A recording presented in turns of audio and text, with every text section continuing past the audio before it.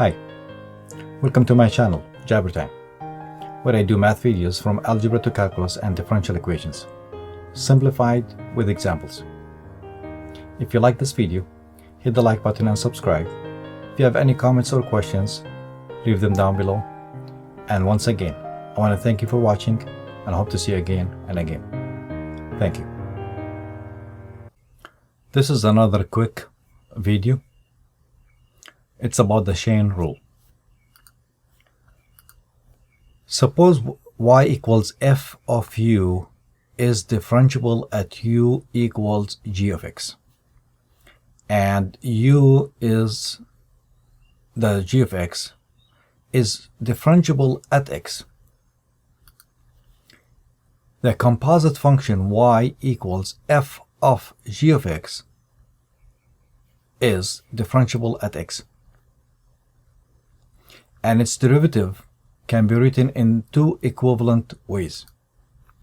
dy dx equals dy du times du dx. Notice that the flow here goes smoothly. If you want dy dx and you have to go through u first, look, u kind of like cancels. We don't cancel them. Those are symbols. Those are not like numbers. You end up with dy dx. This is one way to see if you wrote the formula correctly. So we have a composite function. I'm not making it too complicated or detailed. I'm sure before calculus you had some idea about composite. I don't know if I said complex. Composite functions. This, you start originally at x.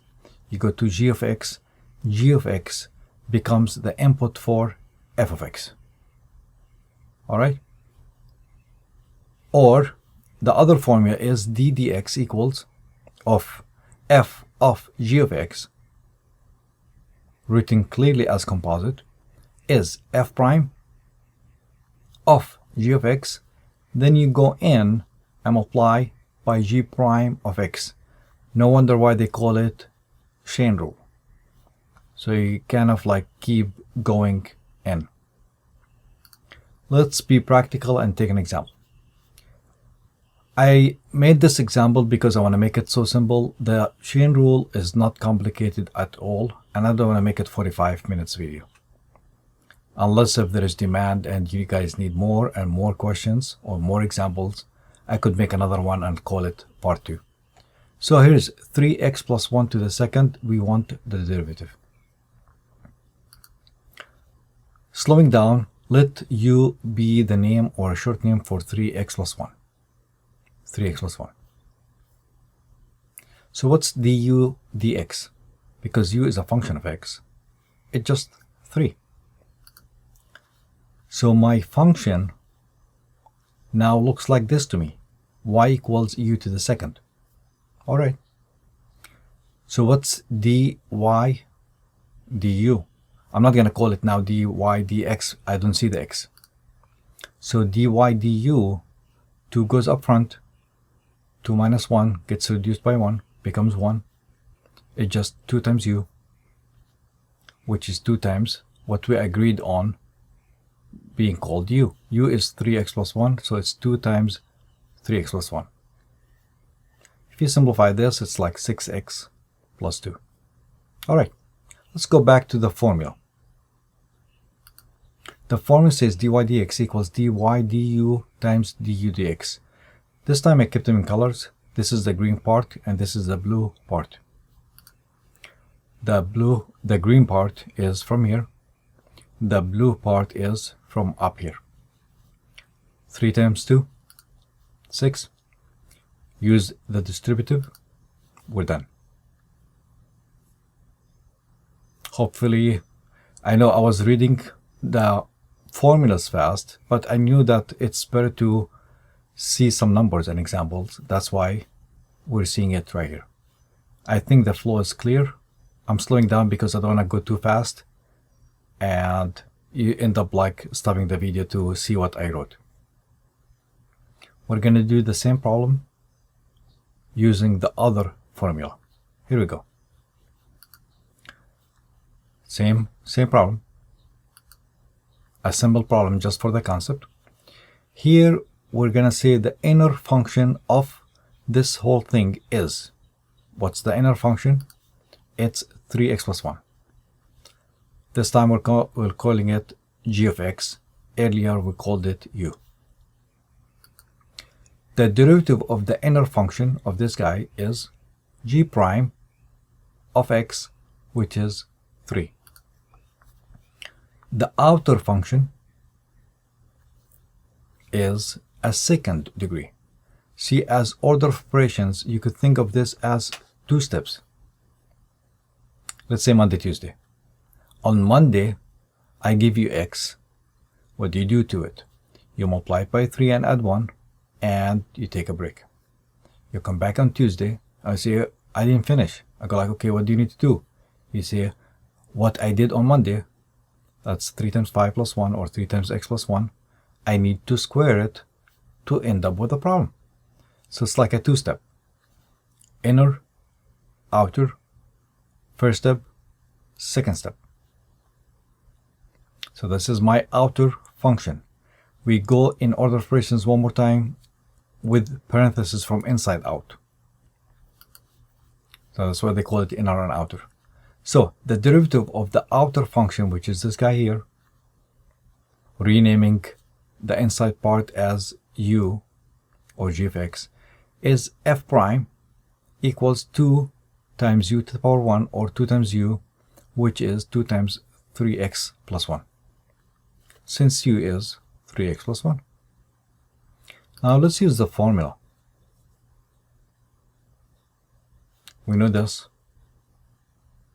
which is right here, and we know this also, which is down here.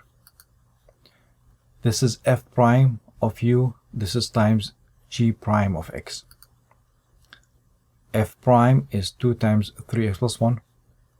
G prime is 3, same answer like before. Now, you're not asked to do it the third way, but I want to show you the third way so I could compare. Here's the third way. Imagine if before you do it with the u concept or g function as a composite, you multiply this by itself and use the distributive property, and you combine like terms, you end up with 9x squared plus 6x plus 1. You guys see it, alright?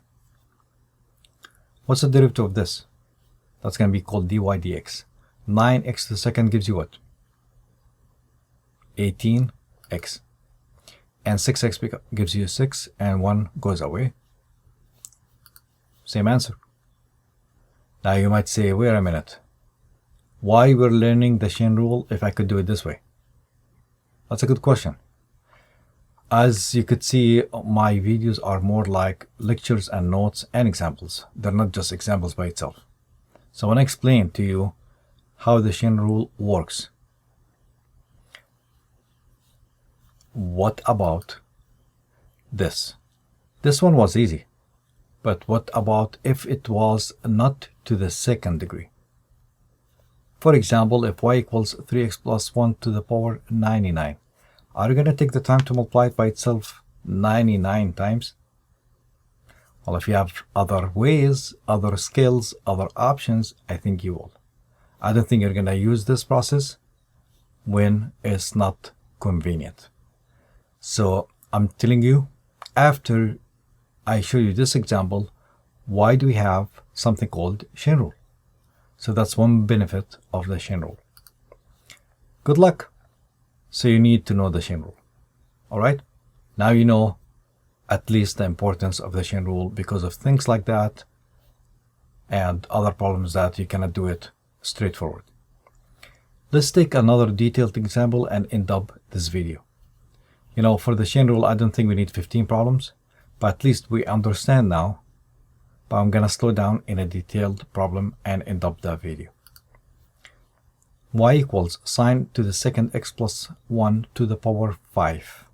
I'm not gonna apply this by itself 5 times, so I'm gonna apply the chain rule step by step. instead of calling it u and f of x and g of x and g prime, I'm just gonna try to color things and lead you through the steps.